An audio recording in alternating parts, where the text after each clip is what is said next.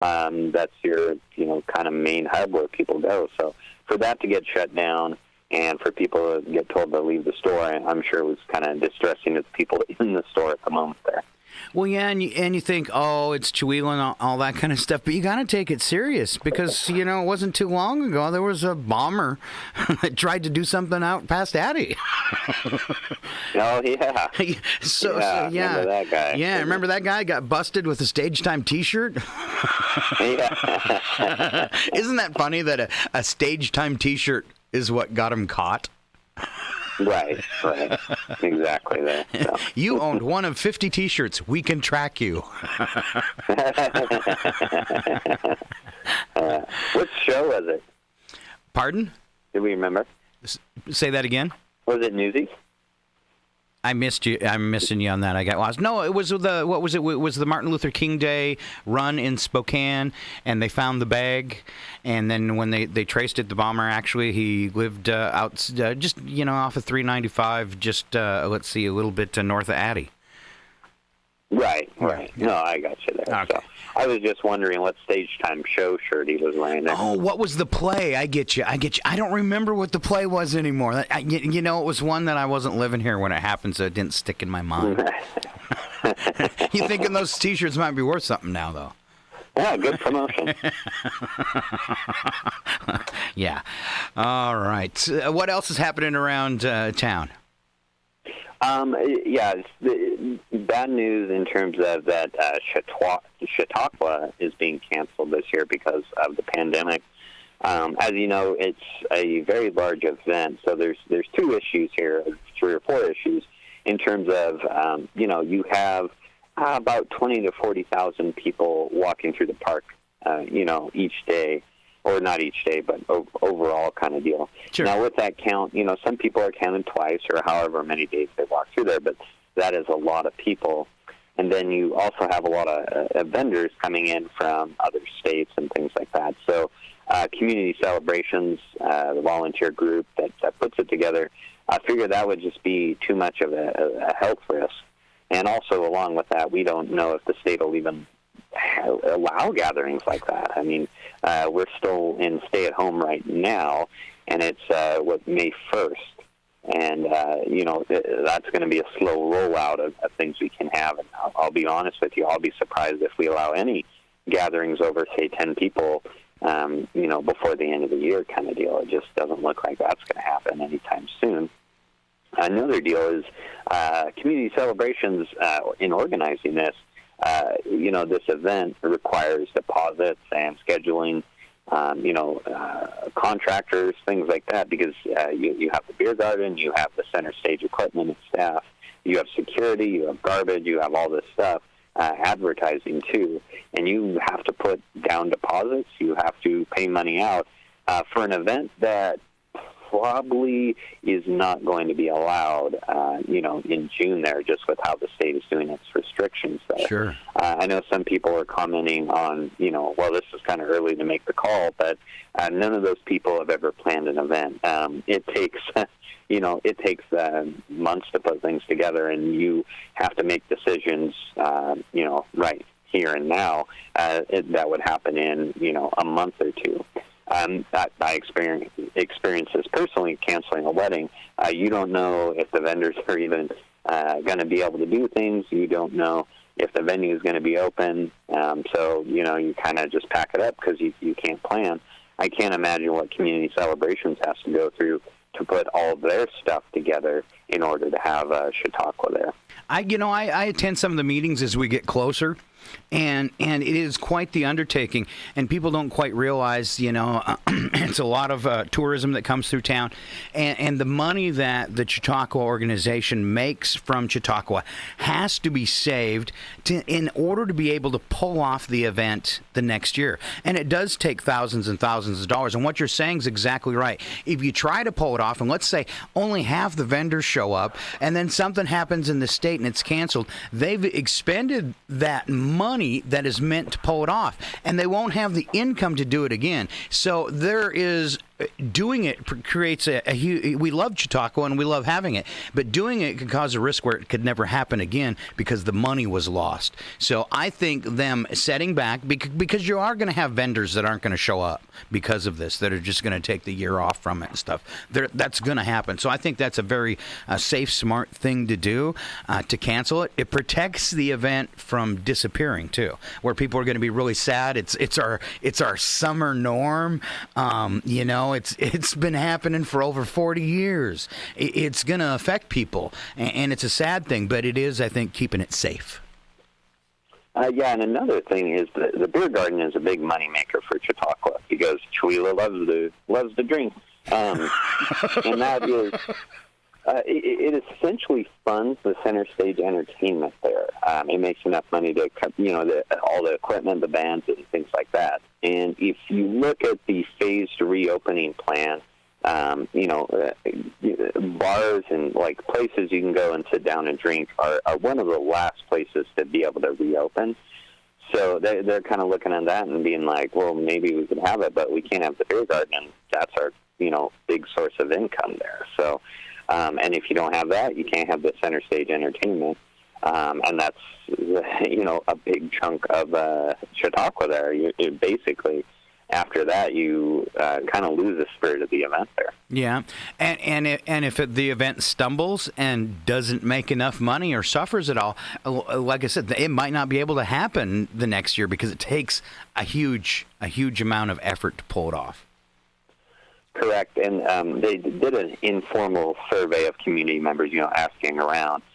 And kind of what they heard from community members is, people are telling them that I probably wouldn't go to the event. I wouldn't be eating the food. I just wouldn't be going there because I don't want to put myself at risk. And so you talk about, taking a financial hit. If crowds were to drop, it doesn't have to be, everybody, but if it drops by 50%, that's a huge money loss there. All right. Well, a sad thing, but understand why the group did it, and thanks for squashing the rumors. Yeah, no, it's and some people are asking why it wasn't pushed back to August, but as you know, just with everything, things you may not be able to have crowds in August. To be perfectly honest with you, I certainly don't feel we're going to be allowed to have big crowds by August there. And then also you have to consider that all these vendors and companies that do this Chautauqua stuff, by August they've moved on to other events. They kind of have the Chautauqua time slotted because they know it comes around every year. But if you reschedule, then you have to find all these contracts and stuff. And they've probably already moved on and taken on other business elsewhere kind of deal. Yeah, because a lot of these vendors know they come back to us each year, and they know that it's always the second weekend in July, and that's that's the way those things get scheduled. And a lot of communities, when they have one like that and it's scheduled that day, you leave it alone so it fits in with the rest of the state. Because there's a lot of communities and counties that do their fairs and their festivals and stuff like that, and they've got a pretty well. You try to keep them off the top of another one, especially one that's close to you. Yes, correct. You and I both know this. There hits a time where it becomes festival season, and every town, seemingly in eastern Washington, has a festival like every weekend. I think the people on the Chewelah Community Float can attest to this. There's always some kind of event going on somewhere in the state and the area every weekend during the summer. All right. Now, that probably affected Jared because Avery was one of our distinguished young women, right? As far as the traveling? Yes, correct. Yeah. Yes, right. Last year they did a lot of traveling, yeah. All right, Brandon, anything else you want to give us some tips on? I do have a funny story coming out of the Seattle Seahawks, the football team. You're a big fan, aren't you, Scott? Oh, yeah, huge. Now, you were talking about Zoom earlier, just about how it's the greatest thing ever, and how you like how people are using it, right? Yes. It's one of the best platforms. I've tried like all of them for live broadcasting or bringing people in for interviews, or when my sister used to do the morning show, and they're all clunky, and it's had a couple issues. If people were listening yesterday, I think Chuck froze up for 30 seconds, but it was exactly 9 o'clock when probably 1 million meetings started on Zoom at the same time. So when you think about that on a grand scale across the country, or at least the Pacific time zone, you kind of go, wow, in only 30 seconds? And it was right back off. It was right back off and running. So, and I noticed that on Wednesday with Mike, right around 9 o'clock when we hit that second hour, there's a little drop in audio quality, but it's so better than the phone line that we're using right now, and it just lets me know that if something happens in my life, or I got to go and stay with my mom or something like that, it's such a great platform. I feel totally comfortable. I could go visit my mom in North Dakota and still do the morning show and bring you in too, and still have it broadcast over, right here in Chihuahua and on YouTube and all that kind of stuff. So this technology, I love it. Yeah, and this is something coming out of this. Probably a lot more meetings are going to be done this way. But let's talk about the Seahawks here. So they're doing Zoom meetings because obviously all the players on the football team can't get together. Wow. Anyway, so the Seattle Seahawks had a Zoom meeting on Thursday, and they got to meet their new teammate, Greg Olsen. Now, Scott, I know you're not a football fan, but Greg Olsen, tight end, big signing by the Seahawks. He is a big tight end. People are pretty excited about him getting signed by the Seahawks there. That big sign. Anyways, so Pete Carroll, the head coach of the Seahawks, introduced Greg Olsen, except it wasn't Greg Olsen. It was Will Ferrell pretending to be Greg Olsen. Oh, man. So, yeah. So Ferrell, he cracked some jokes. He drew up a special play called the 90-Go Flywheel Kanye Starburst, lifting up his shirt to show off the body of a 36-year-old, and proclaimed how excited he was to be a member of the team. It's good to see the Seahawks. They're having a little fun and bringing Will Ferrell into the mix there. All right, so probably a video of that on YouTube we can watch, right? Oh, yeah, just Google search it, and you're going to be pleasantly surprised. Hopefully there isn't a video of Will Ferrell with his shirt off there. Nobody needs to see that. And what is it with that guy? No matter if he's in a movie, if you see him at some point, he's gotta lift up his shirt and show you that hairiness, I guess. Right, exactly. Look what I got. No, please stop. Exactly. All right. So thank you very much for the news headlines. For those stories and more, probably the latest episode of the edition, I should say, of the Chihuahua Independent, correct? Yeah. Actually, the stuff we kind of read is in next week's Independent there, just in terms of the robbery and the Chautauqua canceling stuff, the information there.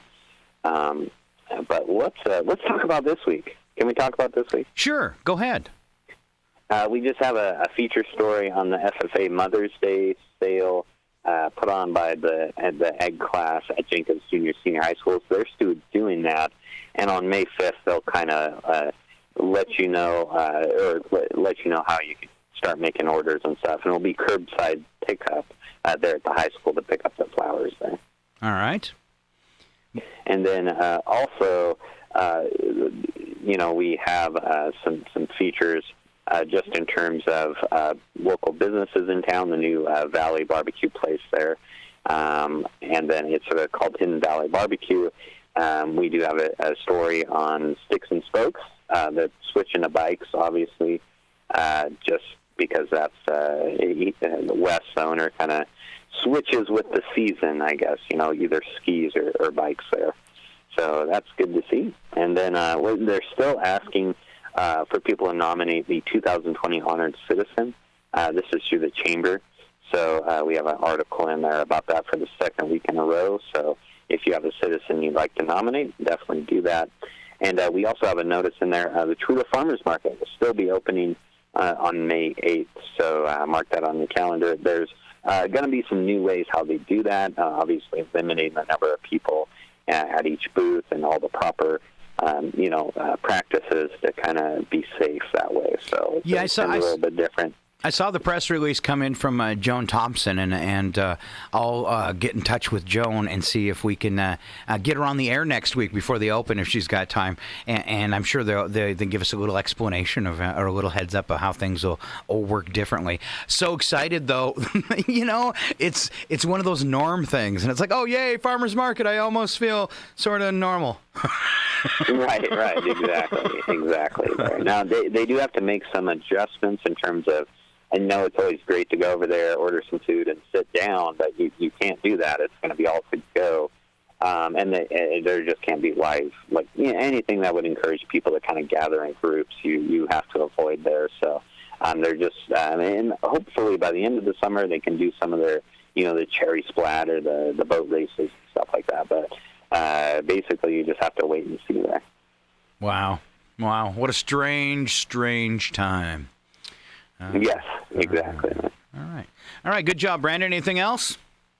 No, that's all I got, Scott. All right. Big round of applause, Brandon Hanson, giving us a city update. How is news? How have you, through the past 6 weeks? How has gathering news changed for you?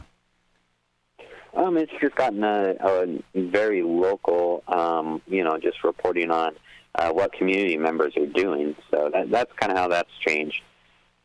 A lot less kind of politics, I guess. Mm.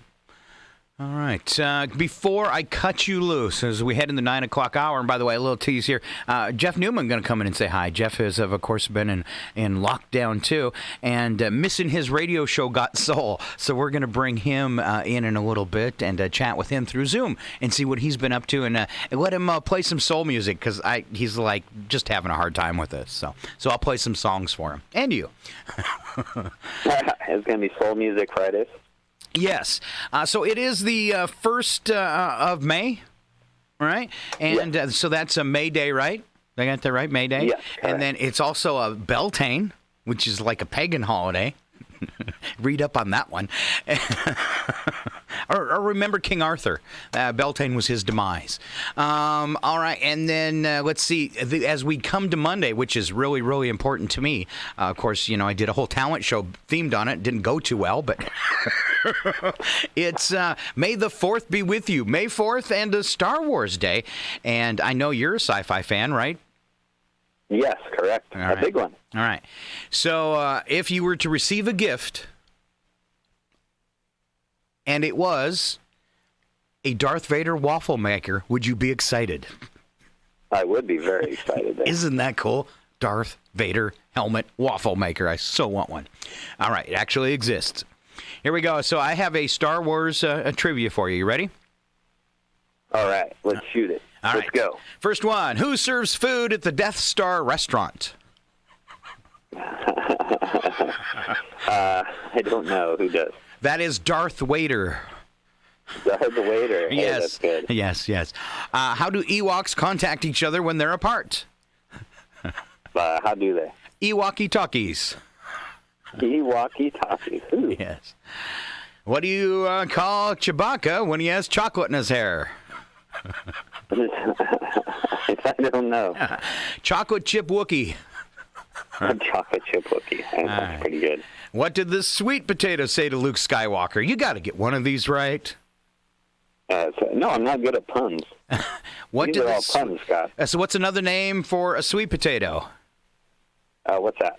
A yam. So what did... A yam? Yes. What did the yam say to Luke Skywalker? I am your father, Luke. I am. That's terrible, Scott. Sorry, okay, that's sorry. a terrible pun. What do you call a Jedi? Like, honestly, that's an FCC violation. That's so bad. All right. What do you call a Jedi who's in denial? I don't know. Obi-Wan Kenobi. Okay. Why shouldn't you ask Yoda for money? Why? He's always short.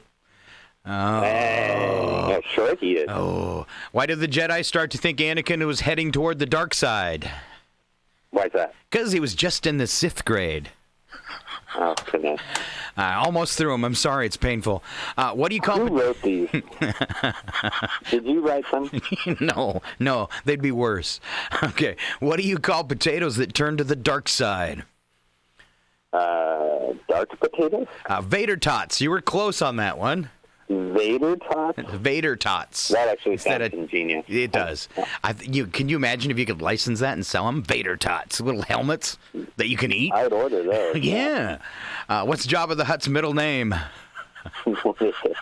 Pizza? Huh? Pizza. No, it's the.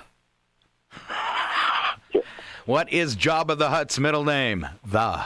Yeah, All right. I like Pizza the Hut better. What would you call a pirate droid? R2D2. You got it. Good job. All right. 10,000 points. You got one of these. Wow. All right. A little more Star Wars trivia. All right. Okay. What were Luke's aunt and uncle's job on Tatooine? Moisture farmers. I would have never got that. Wow. You are moisture farmers? I knew I would have said farmers, but they're in a desert. They need some water. And there was no plant life, was there? Yeah, exactly. What do? I farm moisture. Okay. What were the aunt and uncle's names then, Smarty Pants? Aunt Beru and Ben Owens. Dude, you are the ultimate Star Wars geek. Oh. I bow to your geekness. In how many languages is C-3PO fluent? Oh, how many? A million. Lots. I don't know the exact number, but it's a lot. He claimed it was over 6 million. All right. Who kissed Leia first, Han or Luke? Sadly, Luke. Who is? Her brother. What a great story. It's a true Stevens County story there. What odds does C-3PO give Han for successfully navigating the asteroid field? Another big number, like 3 million to 1. No, 3,720 to 1. You know, those are pretty good odds. The fact that you knew the aunt and uncle's names, I thought you'd have that number. I really did. I'm kind of disappointed now. Yeah, I'm not good with numbers. Who was Anakin Skywalker's chief rival in the largest annual pod race in the world? Oh, that guy. I don't know. It's some weird name. Sabo. Yeah, Saboba. There you go. Wow. See, he needed a little push. Who's the only rebel pilot to survive? Some weird alien name. Who's the only rebel pilot to survive all 3 movies in the original trilogy? Wedge Antilles. Wow, dude. What species is fun story. Okay. Fun story, Scott. You know when we had the office net in here? Huh? The office net? Remember when they provided internet to Chihuahua? I remember that company. They're still around, aren't they? No, they changed. That's right. I'm not sure, but everybody had a office.net email, right? Yep. Mine was Wedge at the office.net. Oh. For Wedge Antilles. All right. Just like I call. I did not have many girlfriends in high school. Yeah. Me either. My hotspot is Stargate 1. Oh boy, there you go, Scott. All right. That sounded wrong, didn't it? And where's your hotspot? Stargate 1. All right. What other name did Obi-Wan Kenobi go by? Ben. There you go. And what colors are BB-8? Oh, like orange and white. You got it, dude. I think you scored like 99% on that. You are the ultimate Star Wars geek. Oh, okay. Hey, so what do you call it when Chewbacca plays an instrument by himself?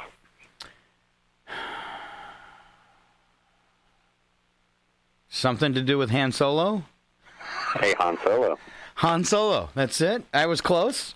You were good. That's good. That's pretty good. I was actually kind of right? Yeah, you were right. Dude, there is a first time for everything. All right, I have one. What do you call a worried bounty hunter? A worried bounty hunter. Bobo fretting. Yeah, dang, you're good at this. Hey, you're good at puns. All right. So, you know why? This is like a competition now, and I've got something for you, Brandon. You have the ring, and I see your Schwartz is as big as mine. Little Spaceballs in the mix there. All right. That's pretty good. All right, I'm going to cut you loose, buddy. Thank you so much for playing Star Wars Trivia for us and giving us the city update on your busy, busy day. Everybody, one round of applause for Mr. Brandon Hanson, live from the offices of the Chewela Independent in Chewela, Washington. Hooray. Yay! All right, we're going to roll into some music, and we will be back with Mr. Jeff Newman for the rest of today's show. Stick around. It's KCHW 102.7. Thank you, Brandon. Yeah, thank you there. Oh, Mama, I'm in fear for my life from the long arm of the